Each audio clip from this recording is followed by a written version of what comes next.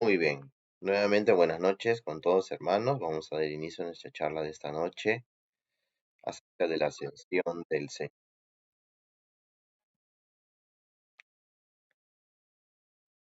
Vamos a iniciar, como siempre, de la mejor manera con la oración. En el nombre del Padre, y del Hijo, y del Espíritu Santo. Amén.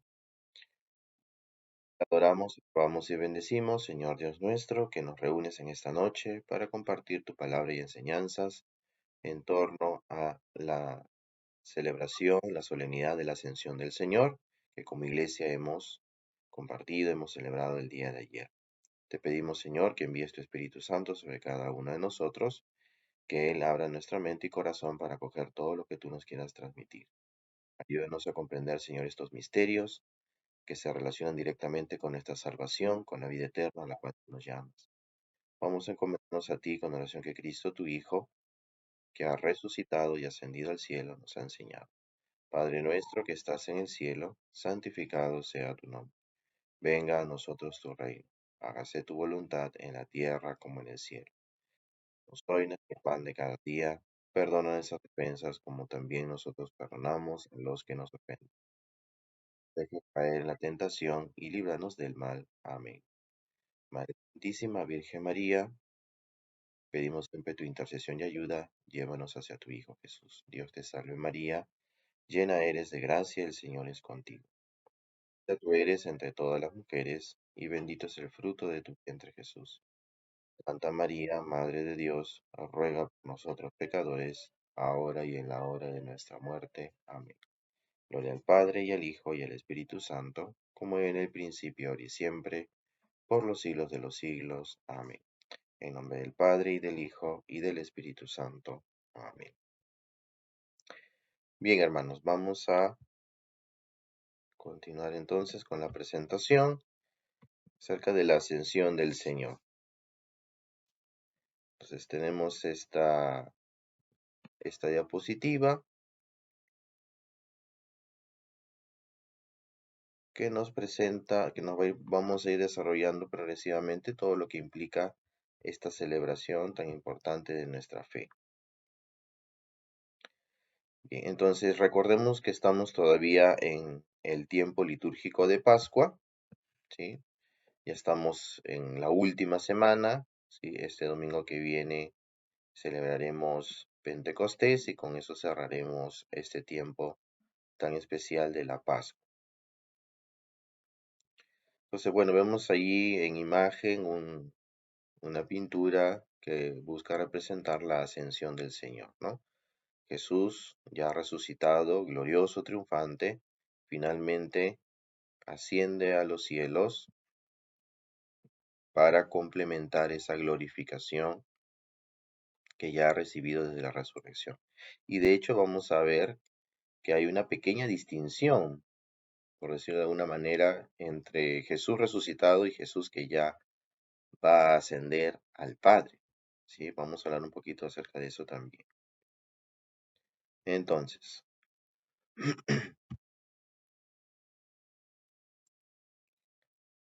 tenemos aquí algunos fundamentos bíblicos de la ascensión del Señor. Tenemos el texto de Lucas, Marcos y Mateo. ¿Sí? Vamos a leerlos brevemente. Si ustedes tienen ahí su Biblia a la mano, me pueden seguir también con la lectura. Ahí están las citas bíblicas en la pantalla. Y voy a irlas leyendo en ese mismo orden. Bien, entonces tenemos primero Lucas capítulo 24, versículos del 50 al 53,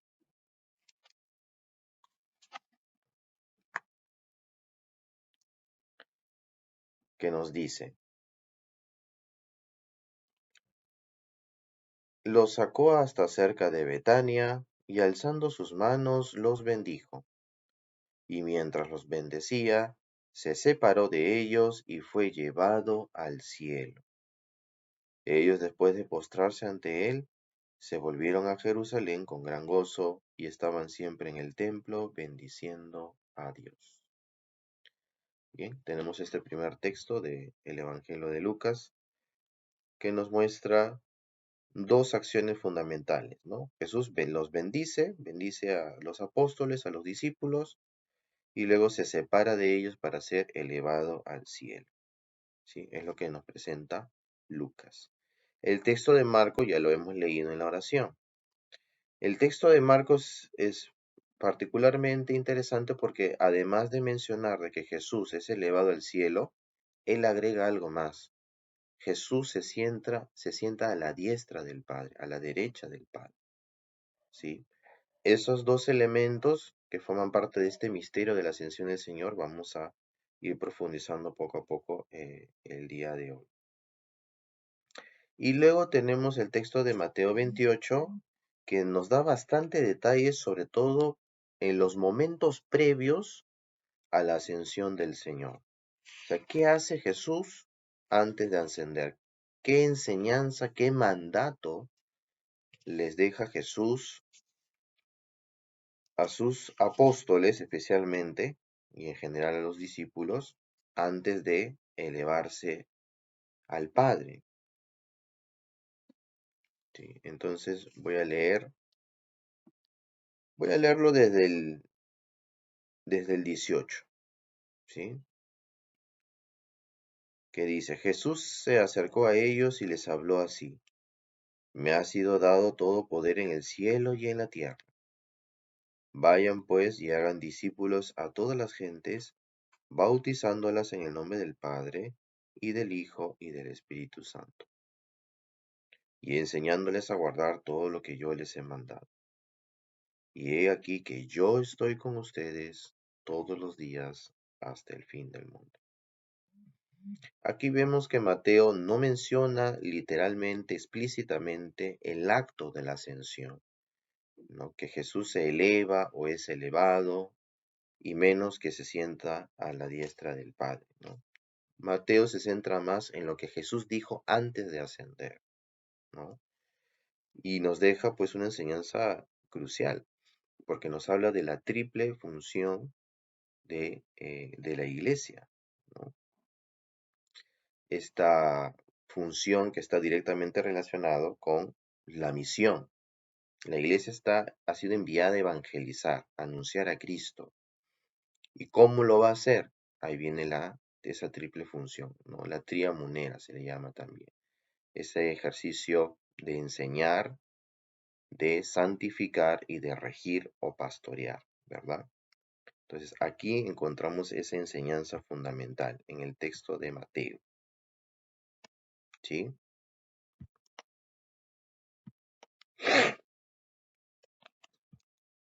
¿Cómo vamos hasta aquí, hermanos? ¿Todo claro? Muy bien. Entonces, los sinópticos, Lucas, Marcos y Mateo, nos mencionan este momento de la ascensión. Hechos de los Apóstoles también, ¿sí? Pero ya vamos a leer en un momento Hechos de los Apóstoles, que nos da algunos detalles que no tienen también los evangelios, ¿sí? Y de hecho, el día de ayer, ¿sí? En la Santa Misa, ¿sí? Se ha hecho mención, se ha hecho lectura, ¿verdad? Se ha proclamado, ¿no? El texto de Hechos de los Apóstoles, además del Evangelio, ¿sí? De Mateo, ¿sí? Porque estamos en ciclo A, por lo tanto, corresponde el Evangelio de Mateo. Bien, seguimos. ¿Qué sucedió después de la resurrección? ¿Sí? Y de hecho, ese es un argumento, una justificación que hace que la Pascua sea tan prolongada también, ¿sí? Durante 50 días. Por Pentecostés y además porque Jesús estuvo durante 40 días con la iglesia, con sus seguidores. Y precisamente vamos a leer este texto de Hechos de los Apóstoles que nos va a dar algunos detalles acerca de esto.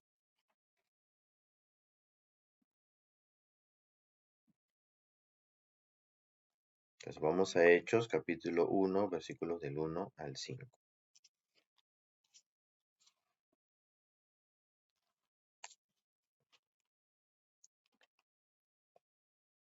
Entonces ahí Lucas, que es el autor de este libro, dice, el primer libro lo dediqué a Teófilo, está haciendo referencia a su evangelio, ¿sí?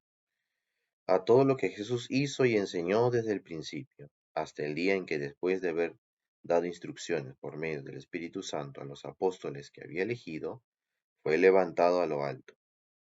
A estos mismos, después de su pasión, se les presentó dándoles pruebas de que vivía, dejándose ver ellos durante 40 días y hablándoles del reino de Dios.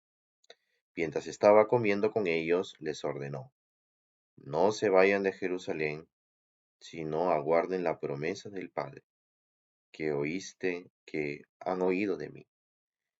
Porque Juan bautizó con agua, pero ustedes serán bautizados con Espíritu Santo dentro de pocos días. ¿Sí? Entonces, vemos aquí que Jesús permanece, o quizás si somos un poco más precisos, se sigue apareciendo, porque ya la condición física de Jesús es otra, está con un cuerpo glorificado, ¿sí? Jesús está en cuerpo y en alma, pero con un cuerpo transformado, glorificado por la resurrección. Entonces Jesús se aparece constantemente a los discípulos, a los apóstoles, ¿sí? ¿Y por cuánto tiempo? Durante 40 días, ¿sí? O sea, no es como a veces nos presentan las películas, ¿no? A veces de la vida de Jesús, ¿no? Que nos suelen poner, ¿no? Ya Jesús resucita y ahí inmediatamente se va, ¿no? Como si hubiera sido cosa de un día o de, ¿no? Una tarde y una noche y listo, ¿no? Y no, o sea, Jesús, antes de ascender, sigue acompañando, enseñando, instruyendo, preparando a su iglesia para que sea luego llena del Espíritu Santo. Durante 40 días, no uno, ni dos, ni una semana, 40 días.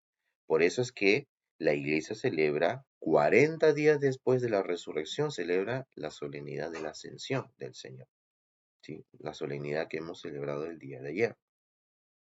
Y como dice acá, Hechos de los Apóstoles, ¿sí? A estos mismos, ¿no? Vuelvo a leer, después, estoy en el versículo 3, después de su pasión, se les presentó dándole pruebas de que vivía, ¿no? Haciendo referencia a la resurrección, dejándose ver de ellos durante 40 días.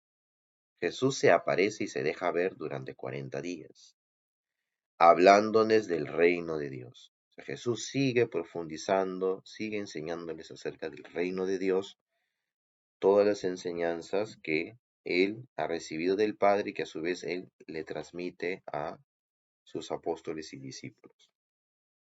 ¿Sí?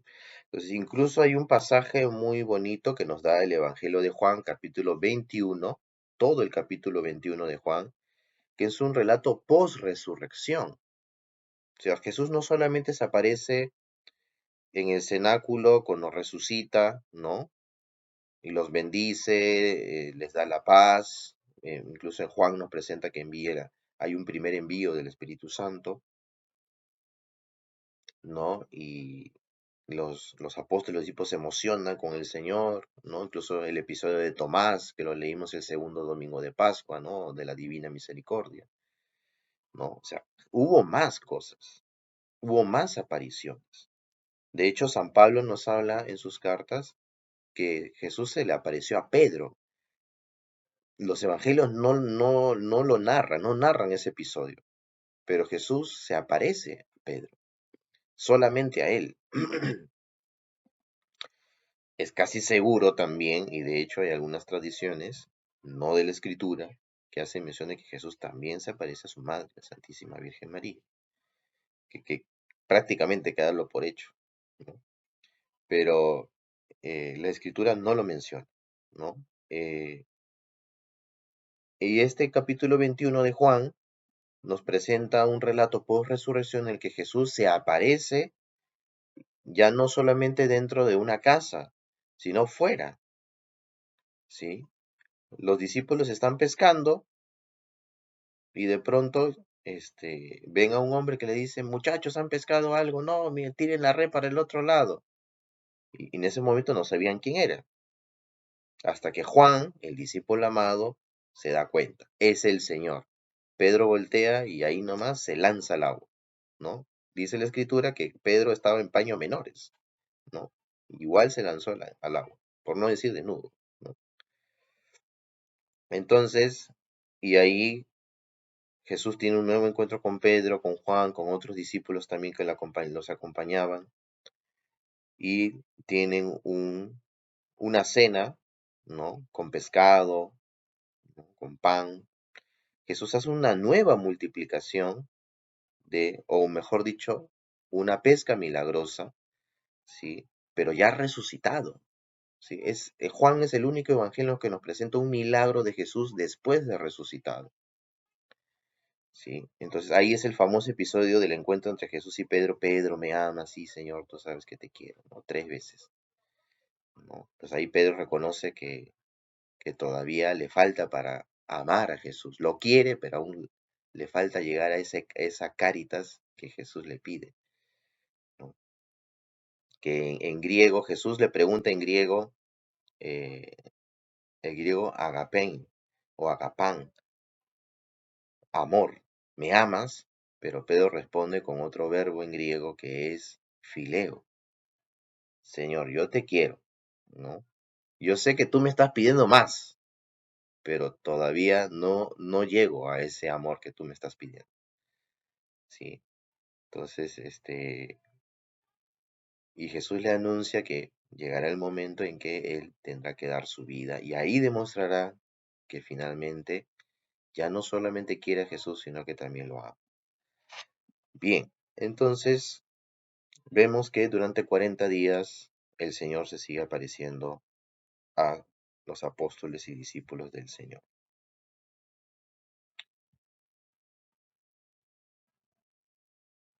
Bien, seguimos.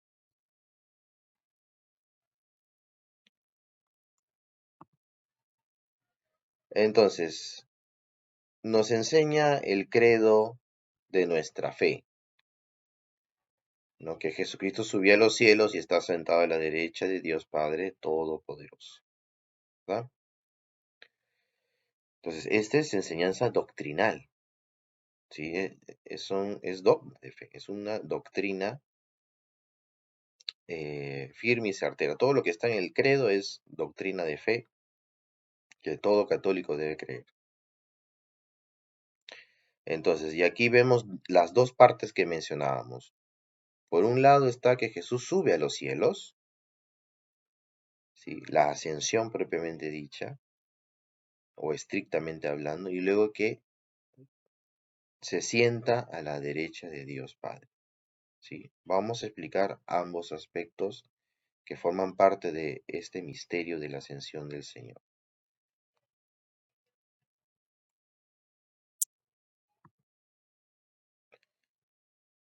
Y lo vamos a hacer apoyándonos en la Escritura y también el Catecismo de la Iglesia Católica y hasta el mismo misal romano, ¿no? Que nos da también enseñanzas que están dentro de la liturgia y que son parte de lo que creemos también. Bien, entonces,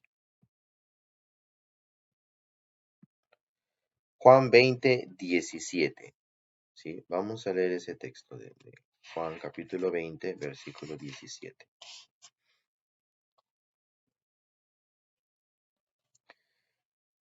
Le dice Jesús: deja de tocarme, que todavía no he subido al Padre. Pero vete a mis hermanos y diles: subo a mi Padre y su Padre, a mi Dios y su Dios.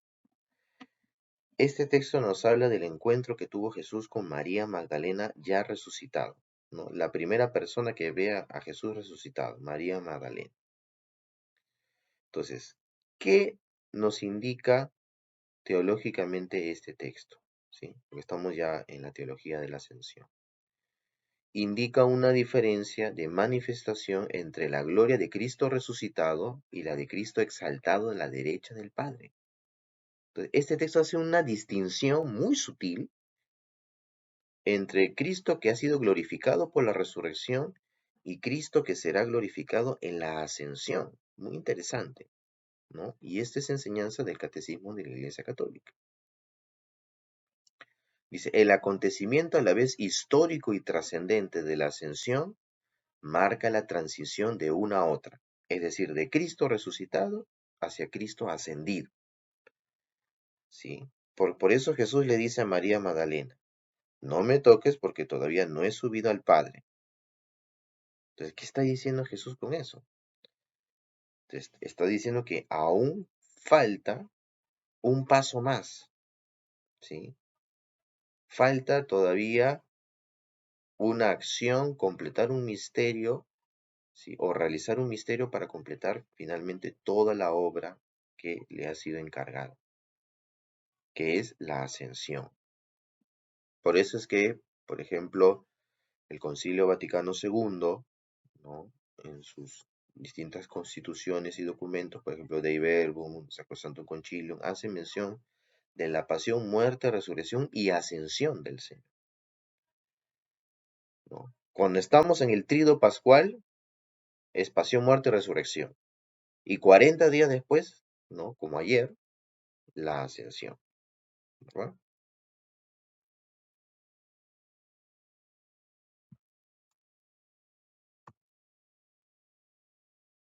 Luego tenemos, esta última etapa permanece estrechamente unida a la primera, es decir, a la bajada desde el cielo realizada en la encarnación.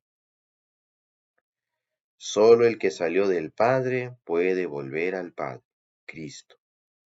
¿Sí? Entonces, Dios Hijo, la segunda persona de la Trinidad, se ha encarnado, ha asumido la naturaleza humana, se ha hecho hombre. ¿Sí? El misterio de la encarnación. Solo aquel que salió del Padre, es decir, su naturaleza divina, que luego asume la naturaleza humana, es capaz de volver al Padre, precisamente por su naturaleza divina. Y junto con su naturaleza humana, es elevado o se eleva al cielo para retornar al Padre, ¿no? Y eso es muy interesante porque eso también es un llamado a nosotros como seres humanos, o nos recuerda a nuestros seres humanos, nos llama a participar a nosotros de esta misma experiencia de Cristo, lo que los teólogos llaman el éxitus y el réditus. El éxitus porque venimos de Dios, ¿sí? Y el réditus porque volveremos a Él. Entonces Cristo sale del Padre, con la diferencia de que Él sí tiene la naturaleza divina, nosotros no, ¿sí? Y ahora vuelve al Padre en la ascensión, ¿sí? Nosotros participaremos de eso también, ¿sí? Porque participamos porque hemos sido creados por Dios, salimos de Él de manera distinta que Cristo, repito, porque Cristo, la segunda persona de la Trinidad, es Dios, nosotros no, venimos de Dios como criaturas y volveremos a Él participando de la naturaleza divina, ¿sí? Entonces, sin llegar a ser Dios, Dios nos ama tanto que nos quiere hacer partícipes de su propia naturaleza divina. En pocas palabras, sin llegar a ser Dios, lo vamos a parecer, ¿sí? Eso es lo que Dios nos ofrece en la vida eterna, ¿sí? Siempre lo menciono, no es solamente ir al cielo o estar en el cielo. Dios quiere que participemos de su naturaleza divina, ¿sí? Ese es el amor que Dios nos tiene. Y eso definitivamente nos da una profunda esperanza en las promesas de Dios. Luego, Cristo ha querido precedernos como cabeza nuestra para que nosotros, miembros de su cuerpo, vivamos con la ardiente esperanza de seguirlo en su reino, ¿no? Aquí este es un texto que se leyó el día de ayer, el prefacio de la Ascensión del Señor, ¿no? Cristo, cabeza, ¿no? Y la iglesia, cuerpo. Juntos formamos el Christus totus, el Cristo total. La cabeza siempre nos ha precedido. Ahora, luego, el cuerpo lo seguirá también en su reino. Y eso se dará plenamente al final de todos los tiempos, cuando Cristo vuelva por segunda vez. Ahí nos uniremos perfectamente a Cristo cabeza, ¿no?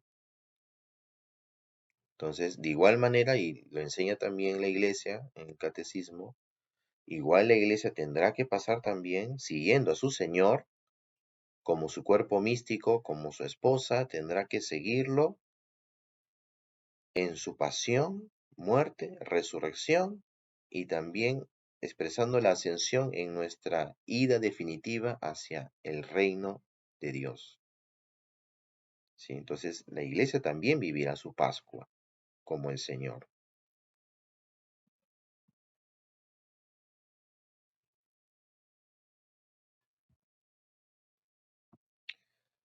Luego, dice el Señor, cuando yo sea levantado de la tierra, atraeré a todos hacia mí. ¿Sí?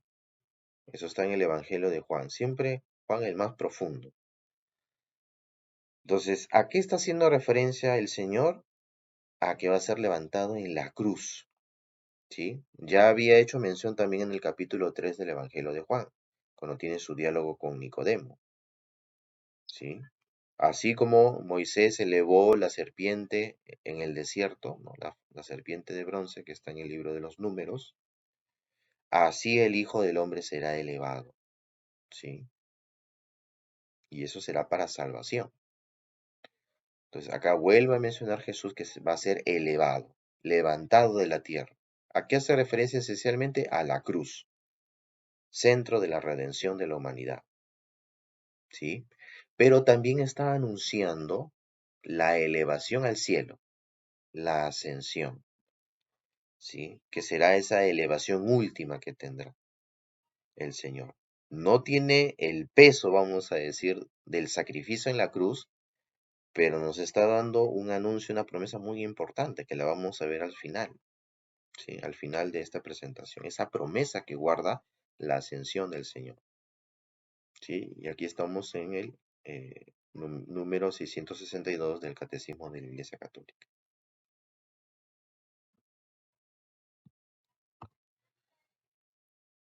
Bien. En el cielo, Cristo ejerce permanentemente su sacerdocio, ¿sí? Su sacerdocio. Cristo es mediador entre Dios y los hombres, como dice la primera carta de San Pablo a Timoteo, ¿sí? Capítulo 2. Cristo es mediador entre Dios y los hombres, ¿no? Versículo 5. Entonces, ese es el sacerdote. El sacerdote es mediador. Jesús es sumo y eterno sacerdote, sumo y eterno sacerdote, como le enseña la carta a los hebreos. ¿Sí? Entonces, por eso dice la carta a los hebreos, capítulo 7, versículo 25. De ahí que pueda salvar perfectamente a los que por él se llegan a Dios, ya que está siempre vivo para interceder en su favor, como mediador. Cristo intercede por nosotros como mediador ante el Padre. Por eso dice Jesús también en San Juan 14:6, yo soy el camino, la verdad y la vida. Nadie va al Padre si no es por mí, porque Él es mediador. Él es el camino hacia el Padre. Él es el camino hacia la eternidad. ¿Sí? Y por eso Cristo actúa como puente. De ahí viene la palabra pontífice. ¿Sí? De puente, que une a Dios con los hombres. ¿Sí? Entonces, por eso el Papa se le llama el sumo pontífice, porque es el vicario de Cristo aquí en la tierra. Y entonces Cristo intercede por nosotros, ¿sí? Como mediador entre el Padre y los hombres. ¿Sí? Entonces, y eso se da plenamente cuando se realiza la ascensión, por supuesto, porque ya Jesús ha entrado en su gloria, ¿sí? Una gloria que completa la gloria de la cruz y de la resurrección, ¿sí? Ya está cuerpo, alma y divinidad en la gloria del cielo y desde allí Él ejerce su sumo y eterno sacerdocio, ¿sí? De manera perpetua, ¿sí? Ya lo hizo desde su Pascua especialmente, pero continúa haciéndolo ahora en el cielo. Entonces, la ascensión de Jesucristo marca la entrada definitiva de la humanidad de Jesús en el dominio celeste de Dios, de donde ha de volver, ¿no? La parusía.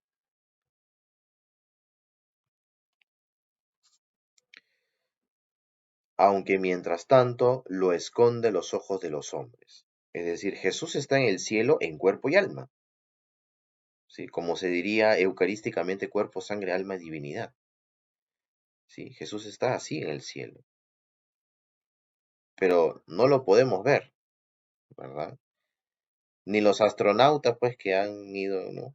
Artemis 2, que el último gran proyecto que ha ido a visitar la Luna, perdón, al menos a rodearla por lo menos, ¿no? Dice, alguien ve a Jesús, no, no lo van a ver porque Jesús está en un estado trascendente, espiritual. ¿Está en cuerpo físico en el cielo? Sí, pero no lo podemos ver porque es una realidad totalmente distinta a nuestra realidad material, geográfica, astronómica, si queremos. ¿Sí? Y quisiera complementar esto ya que se menciona aquí Hechos de los Apóstoles, ¿no? Complementar un poco la otra parte que menciona de la ascensión que no hemos leído.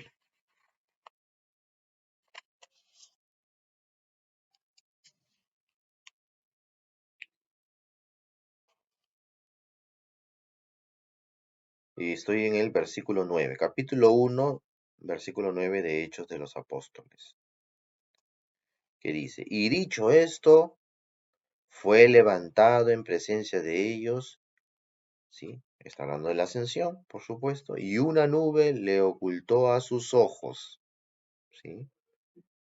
Entonces, ahí también hay una expresión muy interesante de la nube, precisamente lo que se menciona aquí, aunque mientras tanto lo esconde a los ojos de los hombres, que también lo menciona Pablo en Colosenses 3:3. Entonces aquí Lucas nos pone aquí la figura de la nube para hacer mención de que ya no podemos ver a Cristo físicamente, aunque Él esté en el cielo en cuerpo y alma. Y no estamos hablando, por supuesto, del cielo atmosférico.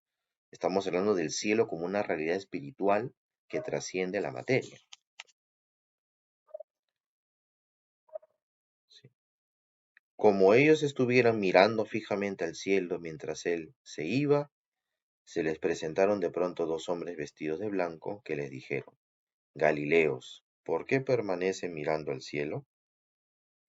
Este Jesús que de entre ustedes ha sido llevado al cielo, volverá así tal como lo han visto marchar al cielo. Entonces, refuerzan la idea de la ascensión estos hombres vestidos de blanco, que seguramente son ángeles, y hacen mención también a la promesa de la parusía, la segunda venida, ¿sí? Mientras tanto, Jesús en su humanidad está oculto a nuestros ojos. Ahora, ¿qué significa que Jesús se sentó a la derecha del Padre, como lo menciona Marcos, que Jesús está a la diestra del Padre? Sí, por eso, como la imagen que tenemos en pantalla, normalmente se representa a Jesús siempre a la diestra del Padre. O sea, eso es clásico, ¿no? Porque bíblicamente, teológicamente, ¿no? Busca reflejar lo que Dios ha revelado en su palabra. Entonces, por la derecha del Padre entendemos la gloria y el honor de la divinidad, donde el que existía como Hijo de Dios antes de todos los siglos, como Dios y consustancial al Padre, está sentado corporalmente después de que se encarnó y de que su carne fue glorificada, nos dice San Juan Damasceno, un padre de la iglesia.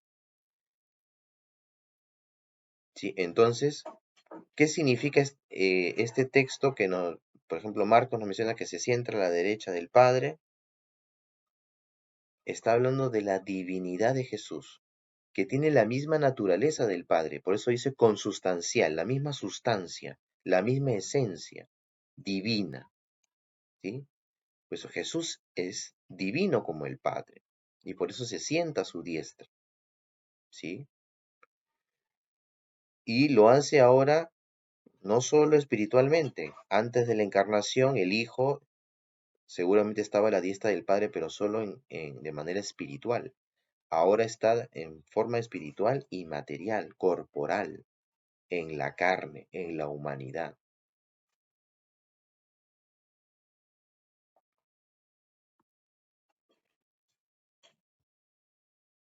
Y luego, partiendo del texto de Daniel 7:14, ¿sí? Este texto precioso es un texto mesiánico, ¿sí? Vamos a leerlo porque ese texto es sumamente, es uno de los textos más importantes del Antiguo Testamento, ¿ah? Ojo, ese texto de Daniel.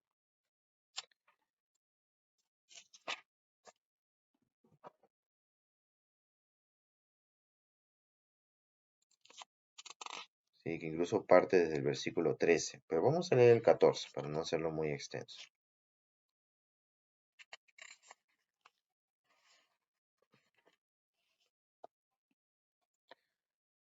Que dice, le dieron poder, honor y reino, y todos los pueblos, naciones y lenguas le servían. Su poder es eterno y nunca pasará, y su reino no será destruido. ¿Sí? Por eso dice aquí, sentarse a la derecha del Padre significa la inauguración del reino del Mesías. Por eso tenemos ahí la imagen de Cristo como rey. ¿Sí? La inauguración del reino del Mesías, cumpliéndose la visión del profeta Daniel respecto del Hijo del Hombre. Este Hijo del Hombre que en el versículo 13 se menciona, el Hijo del Hombre que baja del cielo, ¿no? Un Hijo de Hombre que baja sobre las nubes del cielo con gloria y poder, ¿no?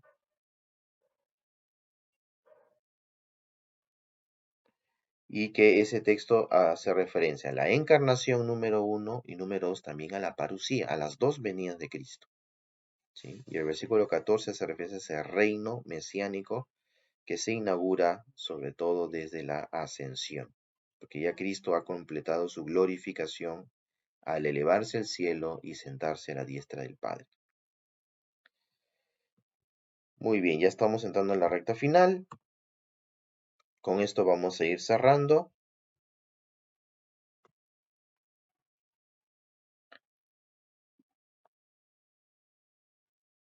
La promesa que guarda la ascensión. ¿Sí? ¿Cuál es esa promesa que el Señor nos deja con su ascensión? Así como la resurrección es primicia de la nuestra, no lo olvidemos, Cristo resucitó glorioso y triunfante y quiere que también nosotros resucitemos gloriosos y triunfantes como Él, aunque eso será en el último día, cuando Él vuelva precisamente. La ascensión nos enseña que nuestro destino final es el cielo, la vida eterna. Esa es nuestra meta, el objetivo final, el fin último de nuestra existencia, hermanos. Nunca lo olvidemos, porque todos tenemos, hermanos, nuestras rutinas, nuestros trabajos, nuestros quehaceres, nuestras actividades del día a día, ¿no? Van pasando los meses, los años, ¿no? Pero no debemos perder la perspectiva de que nuestro destino final es la vida eterna. Y por lo tanto, tenemos que esforzarnos en esta vida, ¿sí? Viviendo nuestra fe de la mejor manera posible para prepararnos para ese encuentro final con el Señor. Y la ascensión nos recuerda, así como Cristo fue elevado al cielo o se elevó al cielo, igual manera el Señor quiere que nosotros seamos elevados con Él a la vida eterna. Entonces siempre lo que pasa con Jesús es primicia de lo que Dios quiere con nosotros. ¿Sí? Entonces Jesús se nos ha adelantado, ¿no? Como leíamos el texto del prefacio del misal, Cristo, nuestra cabeza, ha sido elevado, la iglesia también será elevada junto con él. Y Jesús nos promete llevarnos con él si perseveramos hasta el final en la fe, la esperanza y el amor, ¿sí? Según la voluntad de Dios. Entonces, hermanos, la ascensión, cuando nosotros eh, aprendemos, celebramos los misterios de la vida de Cristo, hermanos, especialmente los pascuales, no es solamente para recordar, hermanos, sino para que nosotros también nos veamos reflejados en estos aspectos de la vida de Jesús tan importantes, porque es lo que Dios quiere para nosotros también, ¿sí? Aunque en esta vida muchas veces padezcamos, tengamos que cargar nuestra cruz, como dice el Señor, ¿sí? Estamos llamados a ofrecer esos sufrimientos y a través de ellos también irnos purificando en esta vida y así prepararnos para nuestra resurrección final, nuestra propia Pascua, hermano, para ser resucitados en el último día y ser también elevados a la eternidad. Aunque ya cuando Cristo vuelva, el cielo y la tierra ya serán uno solo, ya no habrá más separación. Muy bien, hermanos, no sé si aquí hay alguna pregunta, comentario, tenemos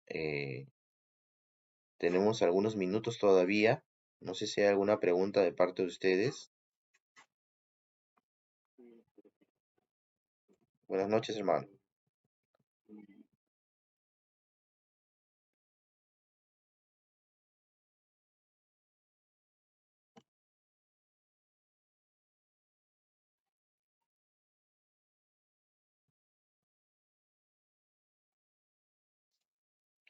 Sí, precisamente ahí sí hay algunas discrepancias entre los sinópticos, porque se menciona Jerusalén o cerca de Jerusalén en Betania y también se menciona Galilea.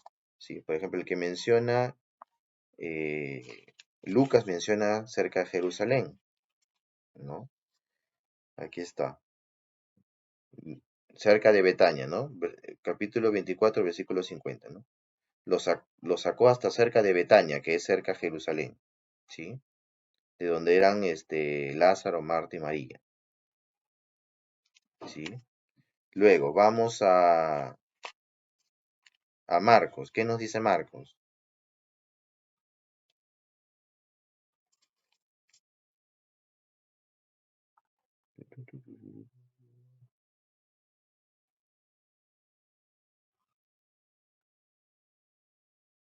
Marcos, a ver, creo que no nos menciona explícitamente, tengo que retroceder un poquito más.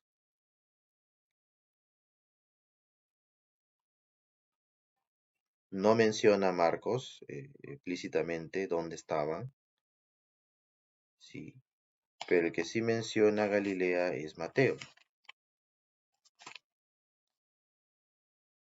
sí, aquí está. Por su parte, capítulo 28, versículo 16. Por su parte, los 11 discípulos marcharon a Galilea, al monte que Jesús les había indicado. Al verlo, lo adoraron, algunos sin embargo dudaron, sí.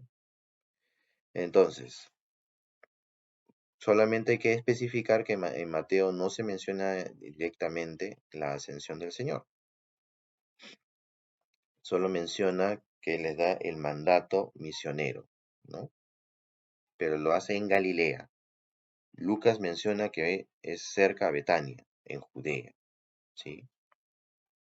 Entonces, podríamos pensar que Jesús tiene un último encuentro con ellos en Galilea y que luego la ascensión fue cerca a Jerusalén en Betania. En realidad, no queda del todo claro, ¿sí? Queda la puerta abierta para especular, ¿sí?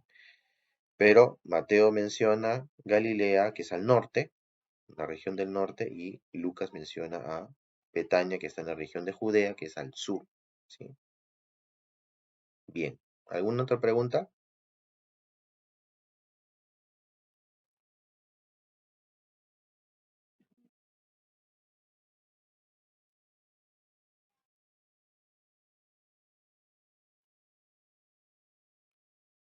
Eso sí lo mencionan cada sinóptico, pone énfasis en un aspecto, ¿no? Los que dan más detalles son sobre todo Marcos y Mateo, ¿no? Lo leí hace un momento al principio, cuando Jesús dice, me ha sido dado todo poder en el cielo y la tierra, vayan y hagan discípulos a toda la gente, bautizándolos en el nombre del Padre y del Hijo y del Espíritu Santo, enseñándoles a guardar todo lo que yo les he mandado, y he aquí que yo estoy con ustedes todos los días hasta el fin del mundo. Eso es lo que dice Mateo. Marcos dice, vayan por el mundo entero llevando el Evangelio. El que crea se salvará, el que no crea se condenará, ¿no? Esas son las palabras de Marcos. ¿Sí? Entonces, que ahí vemos, se complementan, ¿no? Lo que nos dice cada evangelio se complementa mutuamente para poder, vamos a decir, armar un pequeño rompecabezas, ¿no? De este último.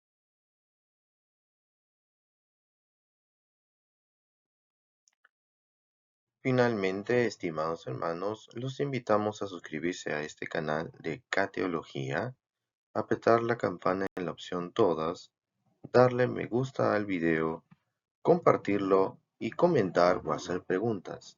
Muchas gracias y que Dios los bendiga.